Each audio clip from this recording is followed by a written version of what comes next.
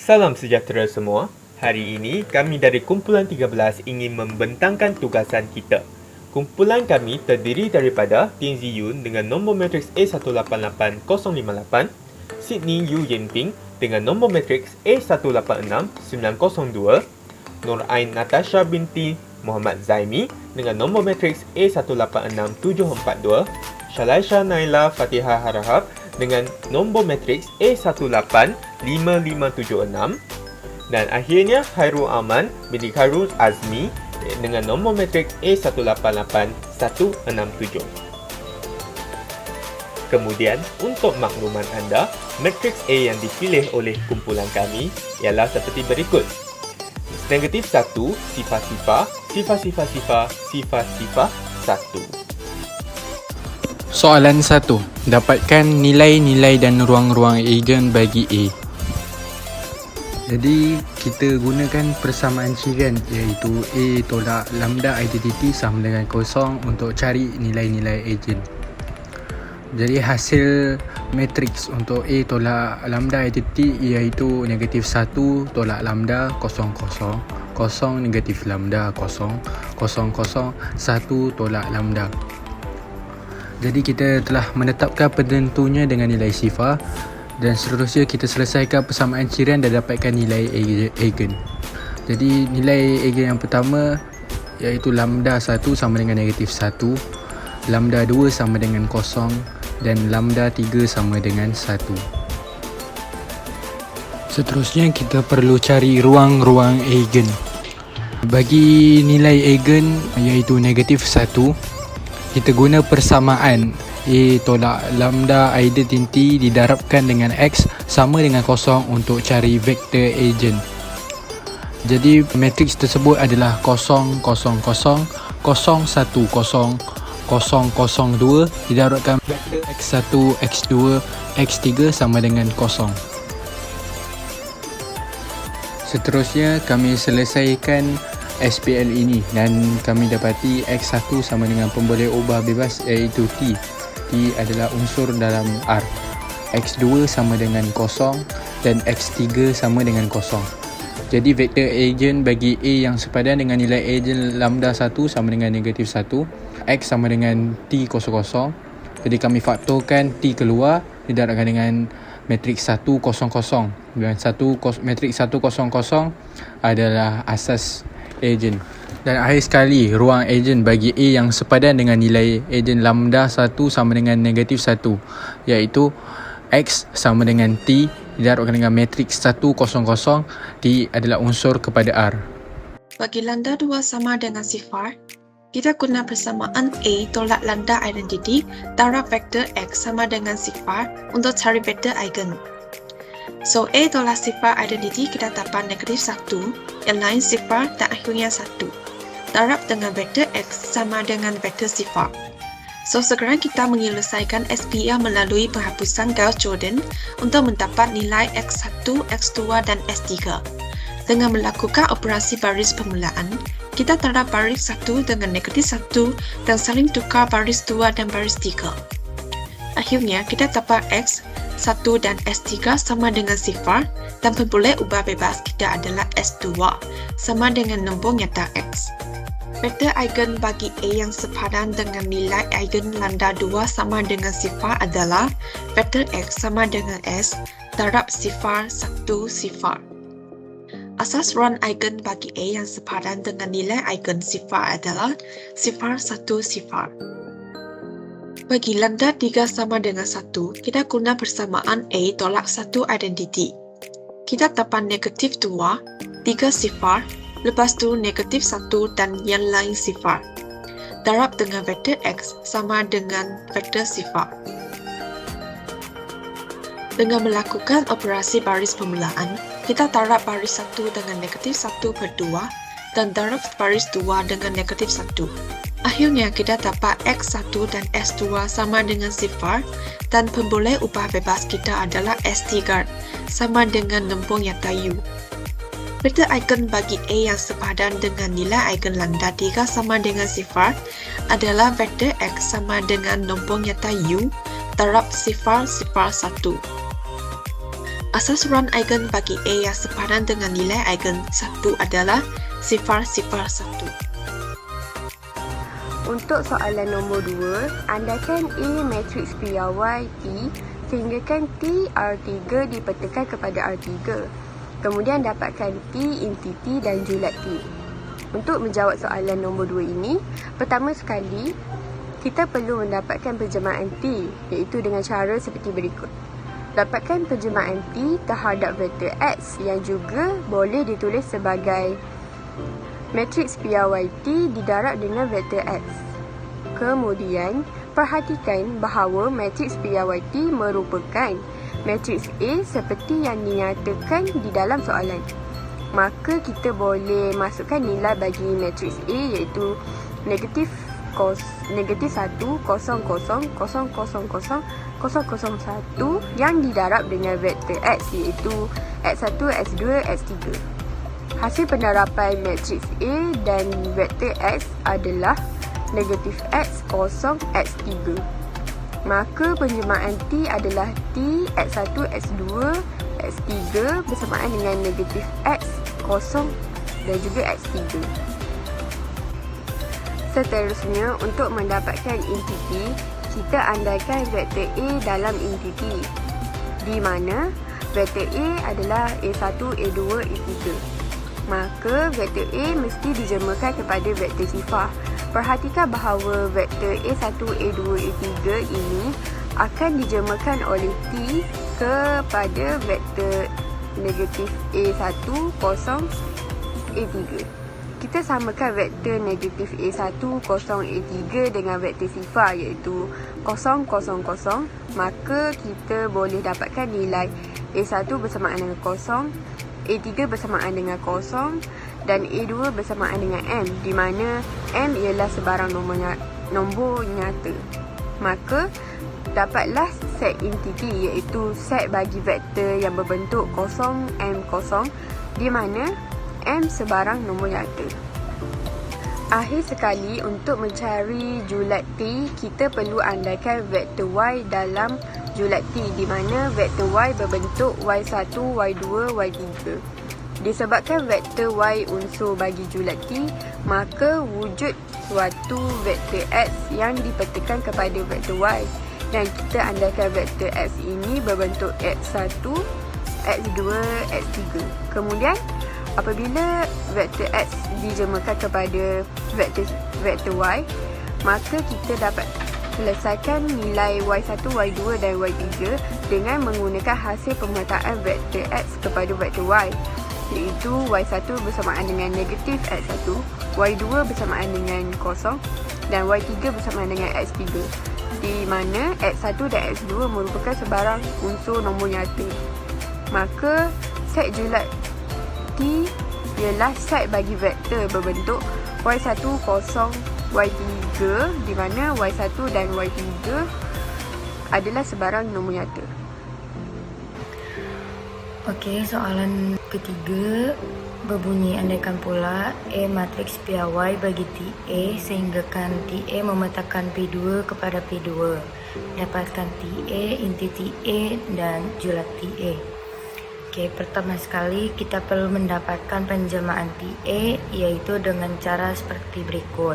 Andaikan P elemen of P2, P sama dengan PX and sama dengan A plus BX plus CX kuasa 2. Lalu dapatkan penjemaan TA terhadap vektor P dan juga boleh ditulis sebagai matriks piawai TA dalam bentuk pendarapan.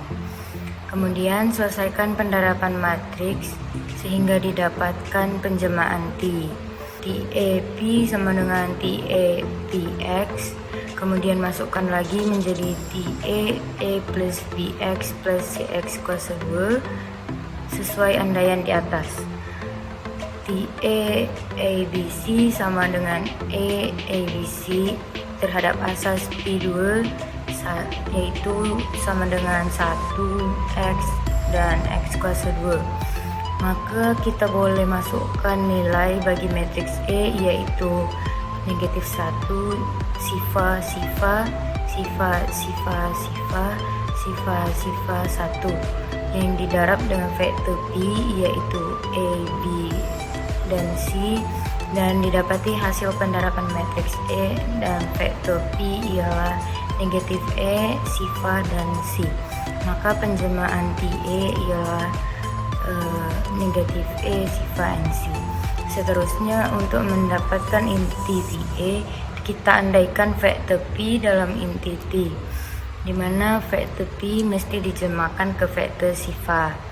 Perhatikan bahwa TA P sama dengan TA PX sama dengan TA A plus BX plus CX kuasa 2, yaitu akan dijemahkan oleh TA ke vektor negatif A plus sifar X plus CX kuasa 2, dan kita samakan vektor negatif A plus sifar X plus CX kuasa 2 dengan vektor sifar, yaitu sifar plus sifar X plus sifar X kuasa 2.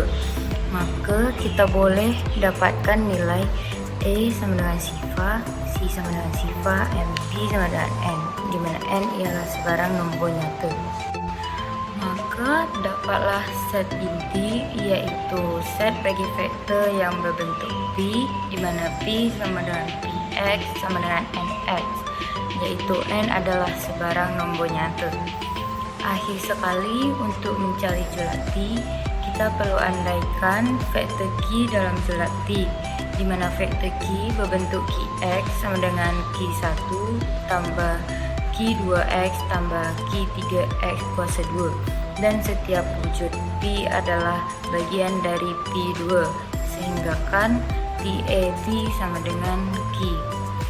Andaikan juga P sama dengan Px sama dengan P1 tambah P2x tambah P3x kuasa 2. Lalu samakan dengan Q tadi, sehingga TA P1 tambah P2x tambah P3x kuasa 2 sama dengan Q1 tambah Q2x tambah Q3x kuasa 2. Kemudian menjadi negatif P1 tambah sifar X tambah P3x kuasa 2 sama dengan Q1 tambah Q2x tambah Q3x kuasa 2, dan didapatkanlah Q1 sama dengan negatif P1, di mana P1 adalah sebarang nombor nyata, dan Q2 sama dengan sifar, dan Q3 sama dengan P3, di mana P3 juga adalah sebarang nombor nyata. Maka set bagi julat T ialah set bagi vektor berbentuk Q, di mana Q sama dengan Qx sama dengan Q1 tambah Q3x kuasa 2, yang dimana Q1 dan Q3 ialah sebarang nombor nyata. Baiklah, kami teruskan kepada soalan 4. Asimetrik, maka ia terpenjurukan ortogon mengikut teorem 4.7. Dapatkan P' yang memenjurukan ortogon A menggunakan proses Gram-Schmidt dengan HDT piawai ke atas laju-laju P yang anda perolehi dari 1 dalam R3. Nota, jadikan laju P sebagai asas ortonormal. Baiklah, untuk menyelesaikan soalan ini, kami bina P menggunakan asas vektor-vektor eigen, iaitu P1 sama dengan 1 sifar-sifar, P2 sama dengan sifar 1 sifar, P3 sama dengan sifar 1. Dan kemudian kami jadikan vektor P1, P2, P3 ini sebagai vektor laju bagi matriks P. Maka wujudlah matriks P iaitu 1 sifar-sifar, sifar 1 sifar, sifar 1. Perhatikan bahawa matriks P ini suatu matriks identiti, dan set P1, P2, P3 ini merupakan asas piawai bagi R3. Perhatikan juga bahawa HDT bagi sebarang P dalam set P1, P2, P3 ini kami akan dapat nilainya sifar, dan juga panjang bagi P1, P2 dan P3 adalah sama dengan 1. Maka sudah pasti set P1, P2, P3 ini merupakan asas ortonormal, maka matriks P' sama dengan matriks P. Baiklah, untuk mengesahkannya, kami menjalankan proses Gram-Schmidt. Langkah yang pertama, andaikan V1 sama dengan vektor P1 iaitu vektor 1 sifar-sifar. Kemudian, andaikan vektor V2 sama dengan vektor P2 ditolak dengan HDT bagi P2 dan V1 dan bahagikannya dengan panjang V1 square dan darabkan dengan vektor V1. Untuk menyelesaikan ini, kami cari dulu HDT bagi P2 dengan V1 dan kami akan dapat nilainya sifar. Kemudian, kami cari nilai bagi panjang V1 dan kami dapat nilainya 1.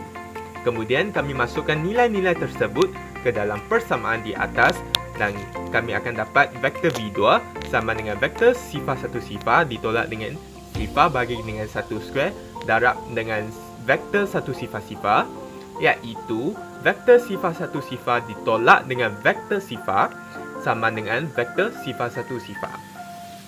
Dan ini kami menggunakan lemma 3.1 iaitu kosong didarabkan dengan sebarang vektor, kami akan dapat sesuatu vektor sifar. Langkah yang ketiga, andaikan V3 sama dengan P3 ditolak dengan HDT bagi P3 dengan V1, kemudiannya bahagikannya dengan panjang V1 square dan darabnya dengan vektor V1. Kemudian ditolak HDT bagi P3 dan V2 bahagi dengan panjang V2 square, kemudian darab dengan vektor V2. Untuk menyelesaikan persamaan tersebut, kami cari dulu HDT bagi P3 dengan V1 dan P3 dengan V2 dan kami akan dapat nilai bagi kedua-dua HDT tersebut adalah sifar. Kemudian kami carikan panjang V2 dan dapat nilainya 1.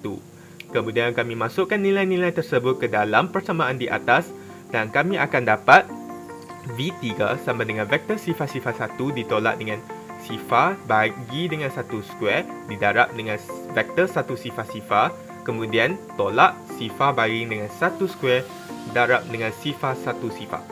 Akhirnya kami akan dapat vektor sifar 1 ditolak dengan vektor sifar dan kemudian ditolak dengan vektor sifar dan akhirnya kami akan dapat balik vektor sifar-sifar 1. Jadi, kami akan dapat asas ortogon iaitu set V1 sama dengan 1 sifar-sifar, V2 sama dengan sifar 1 sifar, V3 sama dengan sifar-sifar 1. Kemudian, kami cari panjang bagi V3 iaitu kami akan dapat nilainya 1 dan step ini adalah untuk tujuan menormalkan asas ortogon untuk menjadikannya asas ortonormal. Baiklah, untuk mencari asas ortonormal, kami membahagikan setiap vektor dalam asas ortogon dengan panjangnya, iaitu Q1 sama dengan vektor V1 dibagi dengan panjangnya, Q2 sama dengan vektor V2 dibagi dengan panjangnya, Q3 sama dengan vektor V3 bagi dengan panjangnya dan akhirnya kami akan dapat asas ortonormal iaitu set Q1 sama dengan 1 sifar-sifar, Q2 sama dengan sifar 1 sifar, vektor Q3 sama dengan sifar-sifar 1. Maka, terhasillah matriks P' dengan menjadikan Q1, Q2, Q3 ini sebagai vektor-vektor lajur bagi P'. Jadi, P' yang kami dapat ialah 1 sifar-sifar, sifar 1 sifar, sifar-sifar 1 iaitu sama dengan matriks P yang asal. Kemudian, kami menjalankan pembuktian bahawa P' ini sebenarnya memenjuru ortogon A. Perhatikan bahawa P' ini sebenarnya suatu matriks identiti. Maka, inverse P' juga suatu matriks identiti. Maka, matriks P' inverse darab dengan matriks A darab dengan matriks P' sama dengan matriks identiti didarab dengan matriks A kemudian darab dengan matriks identiti dan akhirnya kami akan dapat balik matriks A iaitu negatif 1 sifar-sifar, sifar-sifar-sifar, sifar-sifar 1 iaitu sama dengan suatu matriks perpenjuru dengan nilai-nilai eigennya berada di perpenjuru matriks tersebut. Akhirnya dapat kita simpulkan bahawa matriks P' ini telah memenjurukan ortogon A. Sekian sahaja daripada kami. Terima kasih.